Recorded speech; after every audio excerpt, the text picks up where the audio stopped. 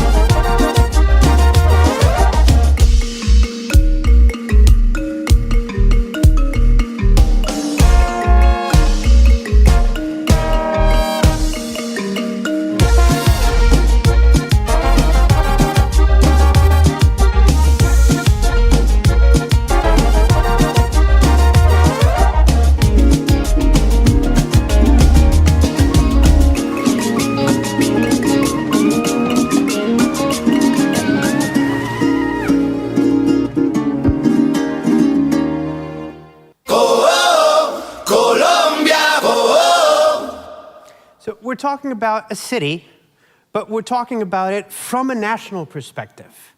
But how are we talking about the city? We're talking about the city with the discourse set forth by the city government. That is their city DNA. It's not something that the national brand decided. It's what the city is presenting. And when we held the event, this was one part. We had other cities and other regions of the country involved in the event. We did the same with everybody. And that works in this environment when you have a case where you have a very strong, very clear DNA, but not a very strong image. Now, there's another side, and that's the case of Bogota. Bogota doesn't have such a clear image of itself. Bogota, being the capital of a very diverse country in terms of geography and culture and regions and whatnot, is a very difficult city to define because of a cultural quirk. And it's that people living in Bogota are pretty much like people living in New York. They don't feel that they are from the city. They are from wherever their parents are from. So they're not Bogotanos. They're from Medellin, or they're from the coast region, or they're from the Caribbean. And that makes it very difficult to conceptualize a city as a DNA. We end up coming to, it's a city defined by its geography. It's placed high in the mountains. But they have a very strong visual storytelling, and it's that logo of Bogota. It's a city in the heights. A city, it's 2,600 meters above sea level, and that is the mountain of Montserrat, the highest mountain in the city, and it's a visual representation. So how do you do that? How do you use it when you have an event like the Ibero-American Theater Festival, the world's largest theater festival with the world's largest open-air showing of theater, happens every 2 years in Bogota. But it's not just Bogota, it's bringing people from all over the world to see theater from all over the world, but particularly from all over Colombia. It gathers groups from all over Colombia, but it belongs to the city. How do we come to terms to that? So we come to a co-branding strategy that has been clearly defined between both governments, and this was a process that took nearly 3 years to get people to agree, both. And the way to get them to agree was to use an external third party. It wasn't government to government, it was advertising agency to branding agency, then to governments, saying, this is the way that we, from a branding perspective, from a graphical design perspective, propose it. And there are 3 instances where you have the main Bogota logo, and then you have Colombia. Here in this example, they are at the same level, but when you're talking about the Artbo, which is the Bogota Art Expo, Bogota is larger and Colombia is smaller.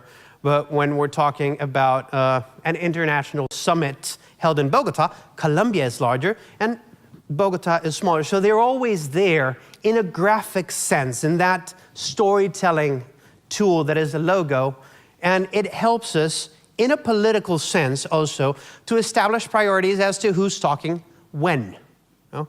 Just starting from a logo made it a lot easier for politicians and government entities from both levels to talk to each other and say, you know what, this event is yours, so we'll talk about it, but we'll do it from your perspective. And this is true of far-reaching events. If you go into the Olympics, Olympics are a city event, but they impact the entire country. I mean, the London Olympics didn't bring people only to London. They brought people who probably stayed, and when their team is not having a competition, they're probably out doing tourism in the areas around it.